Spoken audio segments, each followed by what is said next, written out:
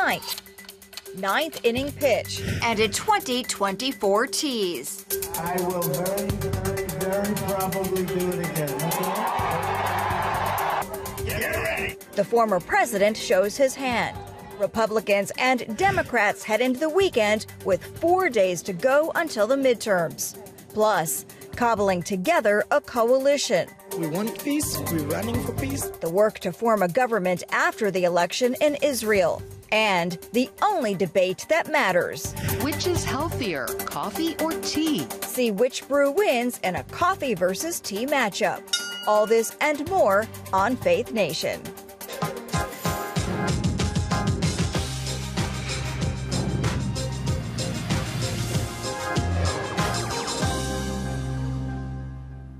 The final countdown as Democrats and Republicans head into a rollicking campaign weekend. Welcome to Faith Nation in our Washington studio. I'm Tara Mergener. Tonight, it is all coming up even. Multiple contests polling neck and neck heading into this weekend's mad dash to the finish for midterm candidates all around the country. Both parties are rolling out big names, hoping that the political star power will tilt the races with just days left before Election Day. Our CBN News Capitol Hill correspondent Matt Galka joins us with the latest on the sprint to the finish. Matt, boy, just days left now. Unbelievable. Yeah, it's hard to believe nobody's out of breath because at this point in the race, candidates are searching for any bumper edge that could potentially propel them to victory. That means star power and endorsements. In Iowa, former President Trump tried to solidify votes in the Hawkeye state and beyond. This Tuesday, you must vote Republican in a giant red wave. But he had more than Tuesday on his mind. Trump gave his strongest nod yet to the prospect of running again. I will very probably do it again.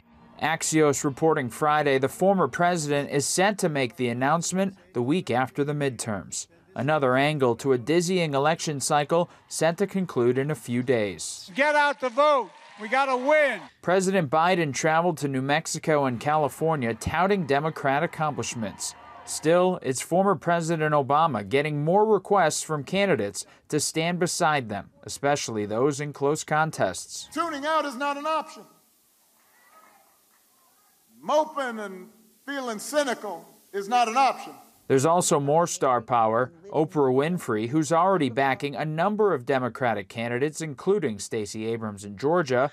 Is there political hope possible these days? Formally endorsed John Fetterman in Pennsylvania. It's significant because Oprah helped launch Fetterman's opponent, Dr. Mehmet Oz, to television stardom before he turned to politics, specifically the Pennsylvania Republican candidate for Senate.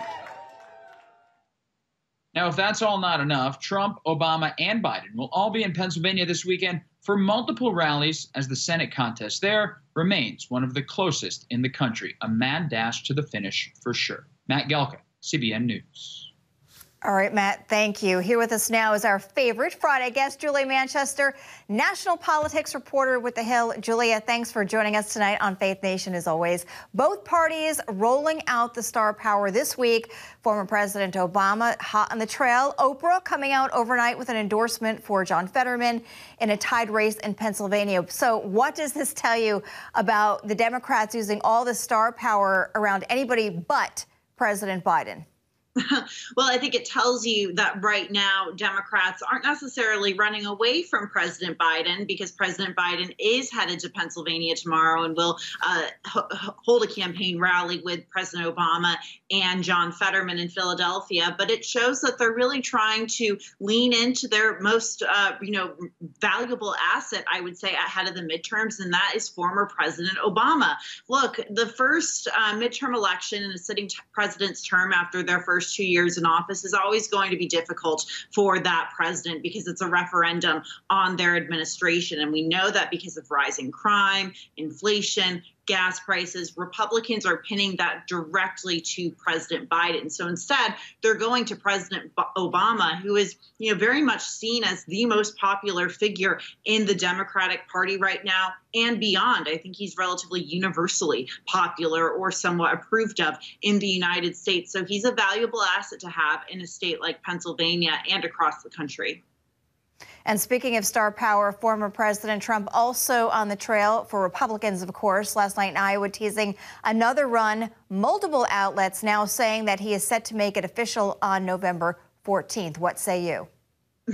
I think it's very possible, and I think the 2022 midterm campaign trail has been a bit of a soft launch for President Trump, because if you watch a lot of these rallies, including the one for Chuck Grassley in Iowa last night, you know, he obviously is supporting the candidate on the Republican ticket. However, in many ways, they're Trump rallies, and he's constantly been floating the idea of running, and those of us in the media pick up on that, and we report it. So this is definitely has been leading up to this moment. That being said, though, you know, if Republicans have a very good night on November 8th, which we assume they will, at least in the House, he will absolutely take credit for that. However, if for whatever reason the GOP does not perform as well as expected, I think you're going to see Trump pointing a lot of fingers and trying to distance himself from that. So, you know, in terms of his announcement, I think it could very well depend on how well Republicans do. I think he likely will announce, but in terms of the announcement itself, you know, he could be playing the blame game or taking credit depending on the results. All right, Julie, we have 60 seconds left. The balance of power in the Senate, razor thin. Are you expecting a red wave to go all across the country?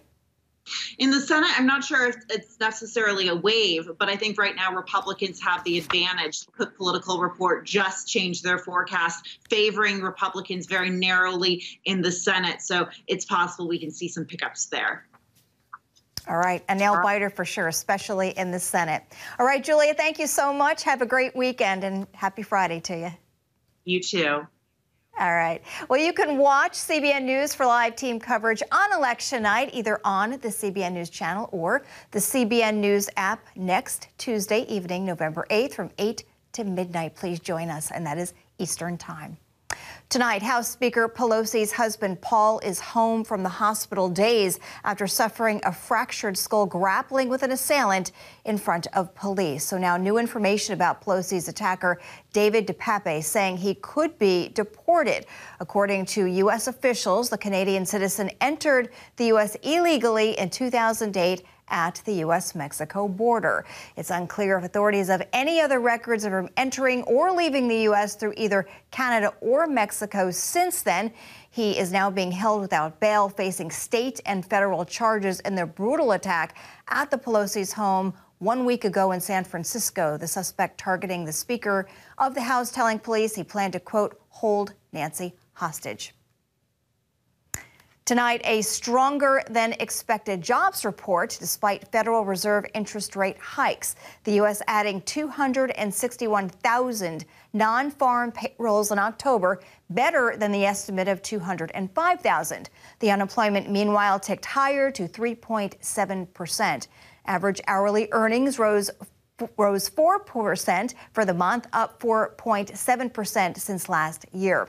Wall Street stocks rose on the jobs report, all this amid the highest rates of inflation in decades. Just this week, the Federal Reserve hiked interest rates for a sixth time this year. The Fed set to prescribe further interest rate hikes as soon as December in the central bank's bid to lower soaring inflation. The economy front and center in the upcoming midterm elections on Tuesday.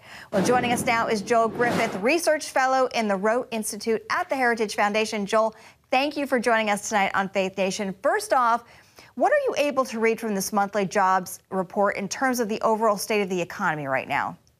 Oh, well, thanks for having me. Well, the jobs report was very disappointing, but it highlighted what many of us know to be true. If you dig a little bit deeper in that report, you find that we actually lost more than 430,000 full-time jobs. And that's not the first time that's happened this year. Over the past 5 months, this country has lost more than 3,500 full-time jobs each and every day. So when you see that report and on the top line, it says, oh, there are X number of jobs created. The entirety of that gain is actually because a lot of people are finding it necessary to work double jobs and part-time jobs as the number of full-time jobs continues to decline. In fact, we have about a 3 million person employment gap right now compared to how we were just prior to the pandemic.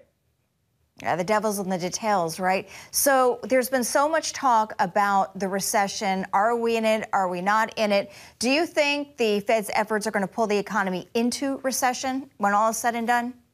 Well, we are in a recession right now, despite the fact that some left-wing economists don't want to believe it. We had 2 quarters straight of shrinking economic growth, and more importantly, real wages are down by around $6,000 a year. And that's because the cost of living has been increasing faster than wage increases have. And think about this. If you're looking to buy a house right now, the median mortgage is $3,000 a month right now. In a typical home, that is about double where it was just 2 years ago at the last election.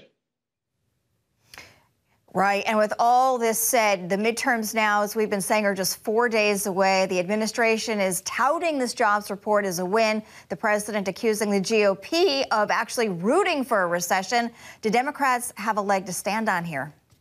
No, we are in a recession and we are seeing full-time jobs disappear. We need to remember how we got into this problem. It started with the shutdowns, which were immoral and unnecessary. And then Congress made it worse by passing trillions of dollars worth of spending. And the Federal Reserve, which is now claiming to try to fix the problem, they actually helped create the problem by printing trillions of dollars. It's printing of trillions of dollars combined with the shutdowns that have resulted in the worst economy in decades for American families. And sadly, the Biden administration has doubled down on these bad policies by continuing to spend money that we don't have, continuing to push the Federal Reserve to print money. And of course, the Biden administration has declared war on affordable, abundant energy by killing pipelines and making it difficult for new refineries to open. Let's talk about the White House's plans to forgive up to $20,000 per eligible borrower in the student loans. They're touting that as a success. So given the rising cost of college nationwide, what do you think of that?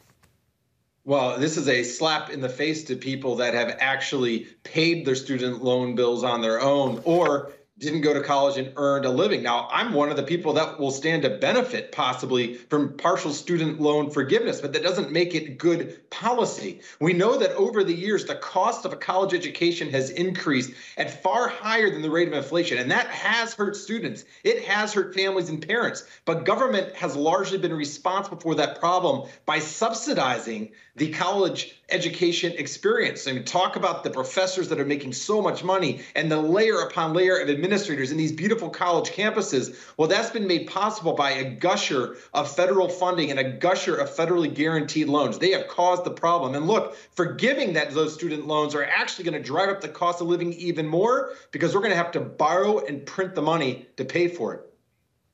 Yeah, so much to unpack here. Again, just 4 days before the election. Joel, thank you so much for joining us and giving us your thoughts. Really appreciate it. Thank you. Coming up, Benjamin Netanyahu gets down to business with just days to complete the work of forming a majority government. When we come back.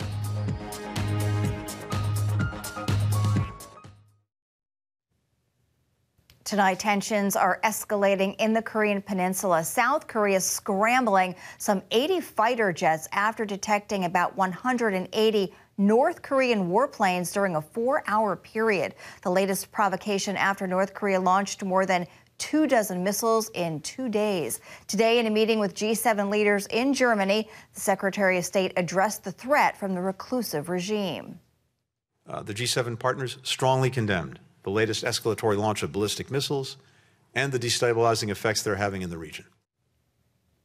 The United States and South Korea have warned North Korea that the use of any kind of nuclear weapon against Seoul or other allies in the region would lead to the end of Kim Jong-un's regime. South Korea's Minister of Defense made the statement during a press conference Thursday in Washington with U.S. Secretary of Defense Lloyd Austin.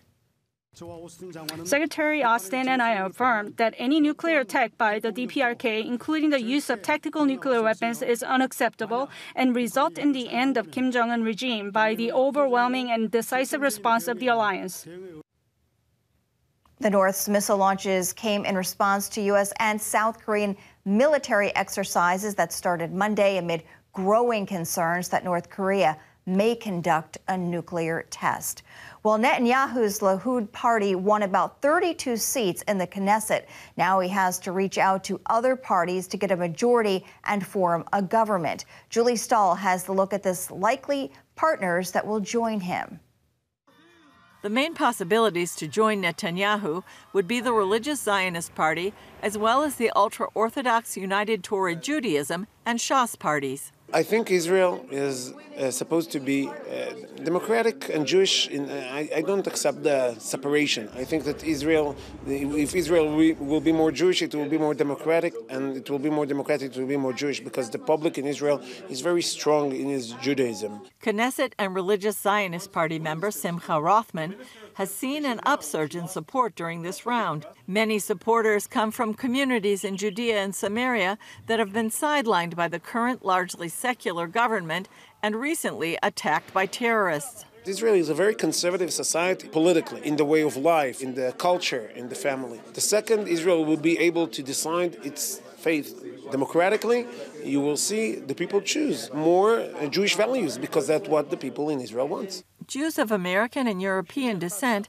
primarily make up the UTJ party. The main two goals, first of all, to promote the interest of the ultra-Orthodox society, to support it financially, to give, for example, exemption from the army for the ultra-Orthodox men, the ability to study Torah, the support for the institute, the education system. According to Gilad Malach of the Israel Democracy Institute, the party wants a stricter version of Judaism within society. And the second thing is they want to promote keeping Shabbat as a day that there is no market, no transportation, to be more strict regarding conversion issues to Judaism and other religious issues. Shas Party supporters are very diverse. The voters of the Shas Party comes from all over. We have votes from the Arab villages. We have votes from downtown Tel Aviv. We have votes from Jerusalem. We have across the country.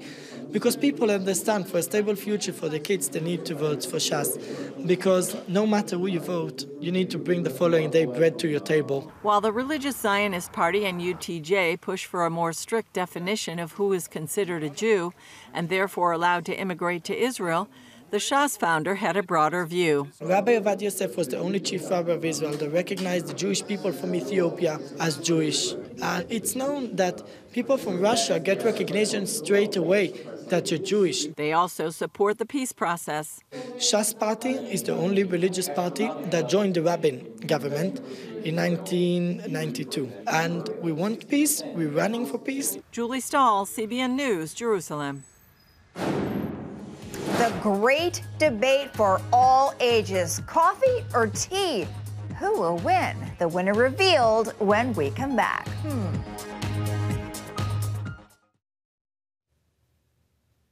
Coffee or tea? Recent studies show they do both have health benefits, yet one of them does have a slight advantage. Medical reporter Lori Johnson tells us which one is the most healthy, and she explains why. If we're going to reach for a hot cup of something, which is healthier, coffee or tea? Both. They're actually both incredibly good for you. That's because they're both loaded with polyphenols, plant compounds that help improve the gut microbiome. Hippocrates, 2,500 years ago, the father of medicine, said all disease begins in the gut. And quite frankly, I believe that all disease begins and ends in the gut. Polyphenols have been shown to improve heart health and increase energy. Coffee contains the most polyphenols, particularly light and medium roast. One very large national brand, because of their dark roasting, virtually has no polyphenols in their coffee. And I won't mention the name. After coffee, for the most part, the highest polyphenol concentration is found in green tea, followed by black tea. It's generally healthier if you don't add anything to them. If you put any milk-based product, like half and half, like plain old milk, it completely binds with the polyphenols in both tea and coffee and makes them pretty worthless for you. If you have to lighten them, Dr. Gundry recommends non-dairy creamers like coconut milk. Sweeteners, both natural and artificial, can cause health problems, with the exception of non-GMO allulose. Allulose is actually a prebiotic fiber that actually lowers your blood sugars. In addition to polyphenols, both coffee and tea are chock full of cancer-fighting antioxidants. But coffee has more. Coffee also contains more caffeine, which, believe it or not, is generally considered healthy, especially for the brain. Coffee drinkers, for instance, have much lower dementia and Parkinson's disease than non-coffee drinkers. Too much caffeine, however, can interfere with a good night's sleep. So depending on the time of day, sometimes tea is the better choice. Black tea has more caffeine than green. I have 3 cups of coffee in the morning, and then I switch over to tea, and I have about 5 cups of tea. 2 of the healthiest, pu'er and matcha. You got to make sure your matcha tea does not come from China. Most matcha tea does come from China, so buyer beware. It is loaded with heavy metals and other chemicals that you don't want. So in the coffee versus tea smackdown, coffee has the edge. But really, they're both winners. Lori Johnson, CBN News. Just don't add any milk. Well, coming up, a special student athlete inspiring others on and off the field. Next.